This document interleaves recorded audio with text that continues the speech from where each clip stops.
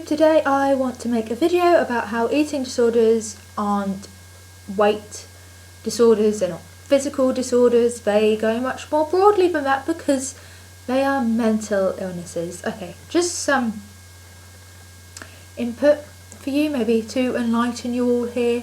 You may not realise this, but the majority of people with eating disorders don't actually get underweight. It's, okay, your typical anorexia, or your typical stereotype of anorexic is, BMI of 12, doesn't eat anything. No, that is not true.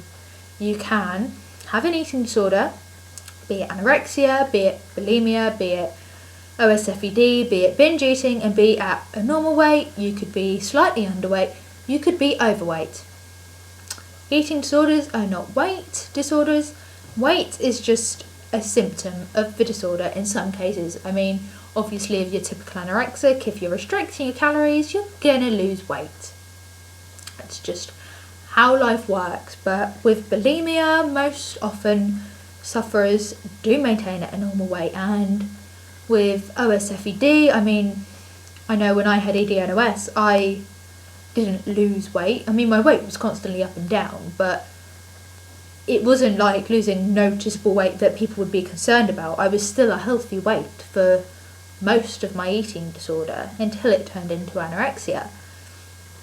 And with binge eating, obviously sufferers probably gain weight, so they probably have the tendency to be overweight. But then, I'm not saying you can't have a binge eating disorder if you're not overweight, because eating disorders aren't weight. You could be a healthy weight and have a binge eating disorder.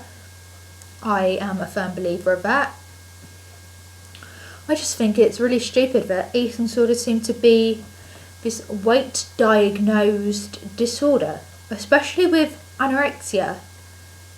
And I never had my EDNOS diagnosed because no one realised there was a problem because I was a healthy weight the whole time. Wow.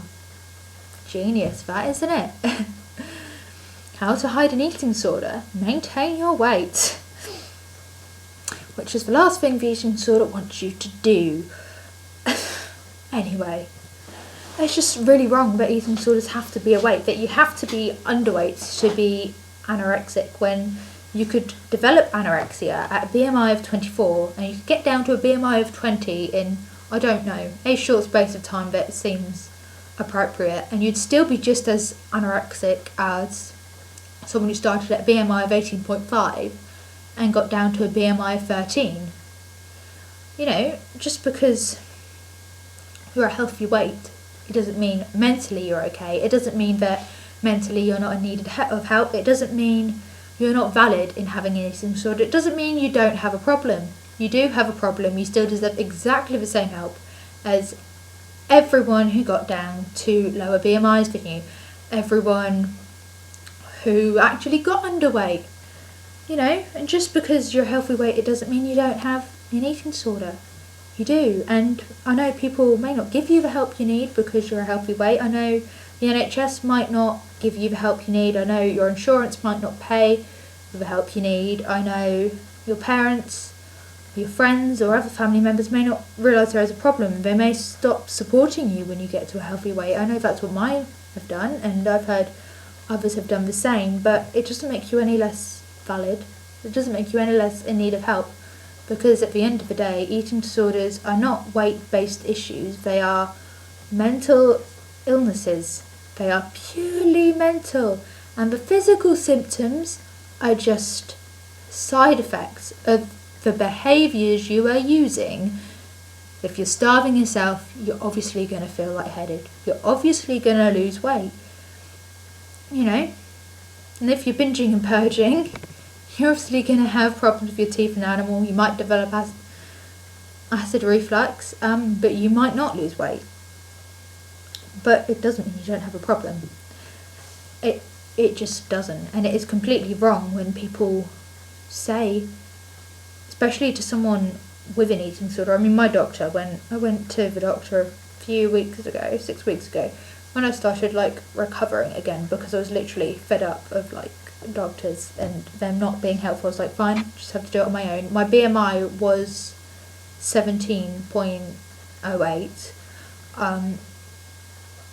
Yeah, 17.08 as in nearly like my lowest BMI, bearing in mind I'm 2 years older now than I was then. And I lost 12 pounds in 3 weeks. And he said, basically, you've lost a bit of weight and I am a bit underweight. Well, I don't think I was a bit underweight. I think I was a bit more than a bit underweight, doctor. The other doctor I saw 6 weeks before that, about physical symptoms I was getting, obviously because of this restriction I was imposing on myself, said I needed to gain weight. And my BMI was 18.9 then, so actually I disagree with your findings and your opinion.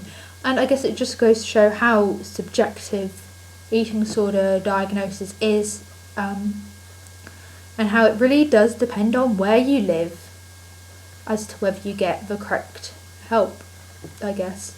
I mean, I've never got the correct help from my eating disorder, but that wasn't because of my doctor back, 2 years ago. That was because my mum thought I was fine because I'd gained weight.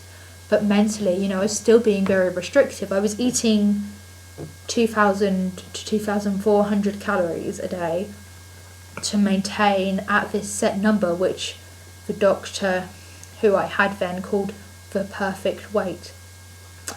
Great. A great thing to say to someone recovering from anorexia, because then when they go over that weight they get scared they're going to be fat. Anyway, that is my rant over. I'm sorry I went on a bit of a tangent. It's just something that really, really, really annoys me, that people always think you have to be skinny to have an eating disorder. No, you don't have to be skinny to have an eating disorder. You can be any weight you want to be, and you can still have an eating disorder. Any weight in the spectrum of like a BMI of the lowest possible you could possibly live at, up to a BMI of the highest possible you could possibly live at. Anyway, that is rant done. See you in my next video. Bye.